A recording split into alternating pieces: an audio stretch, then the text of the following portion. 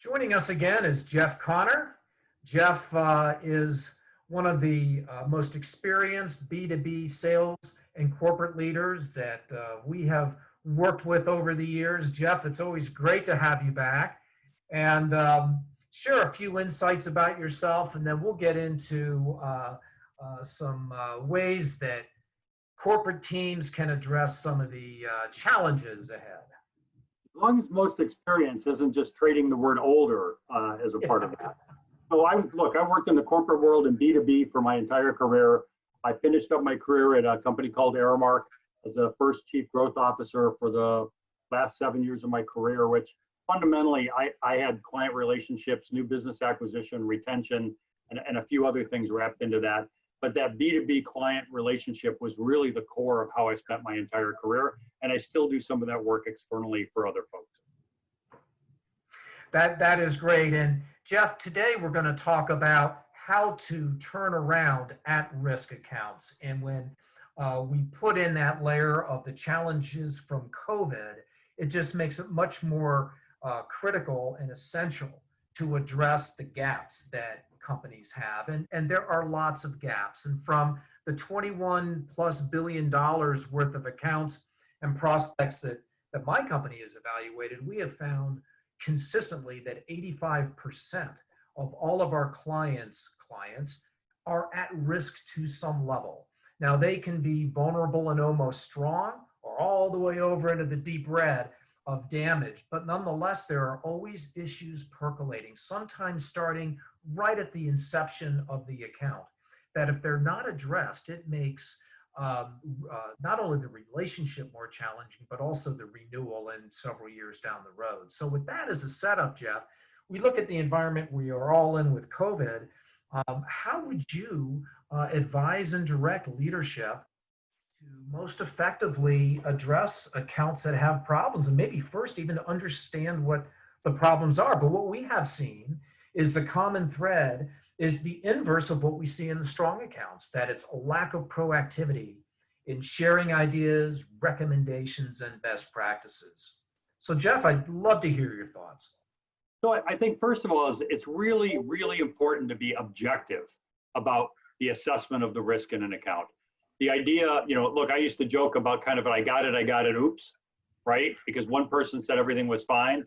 Yeah. I've seen people who did quarterly business reviews and that kind of, in a current client, kind of waving as they walk by, thumbs up, everything's great, they love us, right? Well, we know that's not it. We talked in the last conversation about being able to bring things that are in the headlights, not just a rear view mirror. So I think if you apply that same logic, meaning things that are coming, insights and innovation, but you also have the hurdle of some performance issues, and it happens in the world of any of the service companies.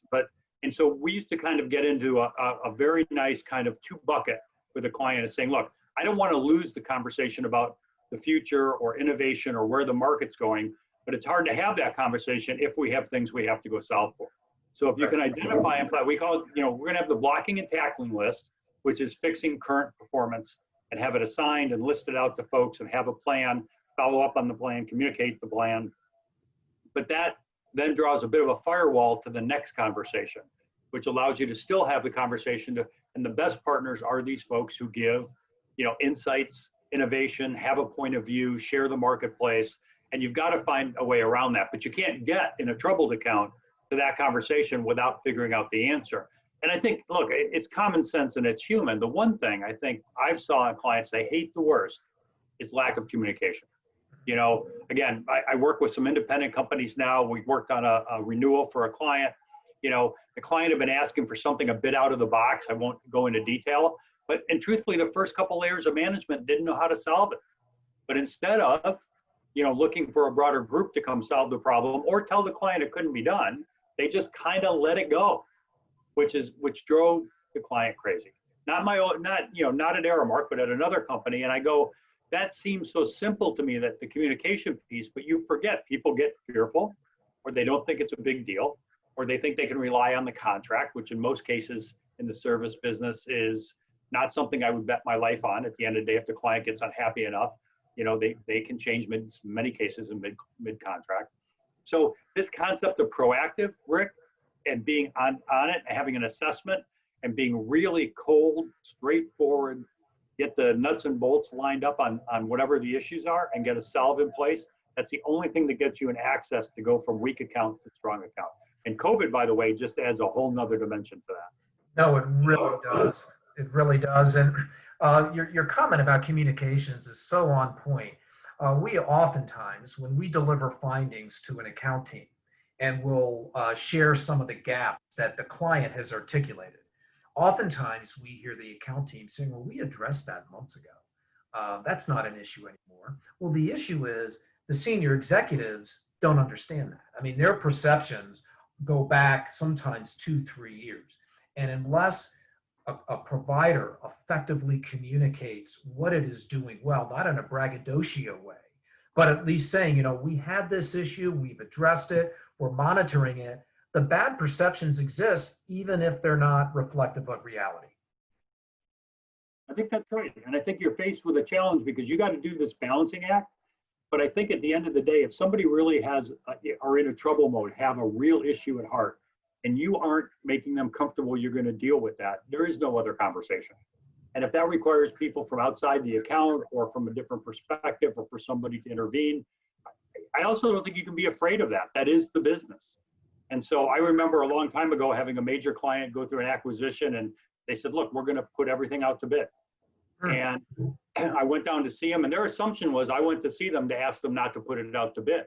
And I remember being in the room talking to them about how other organizations were looking at the bidding process differently, that there were different ways of thinking about it, and using some very examples external, not to tell them one was the best or the other.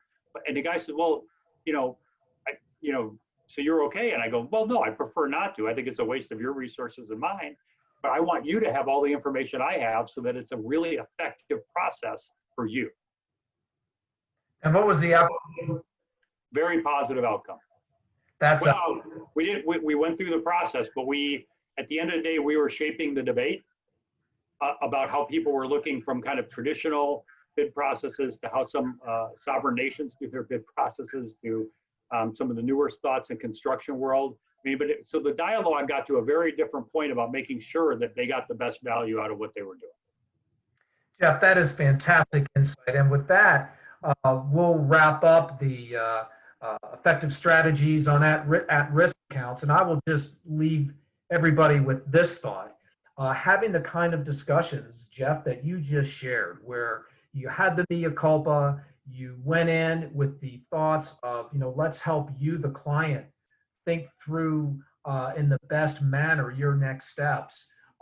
Just having that confidence and seeing that level of genuine thought, I'm sure went a long way to that renewal. So Jeff, thank you so much for joining.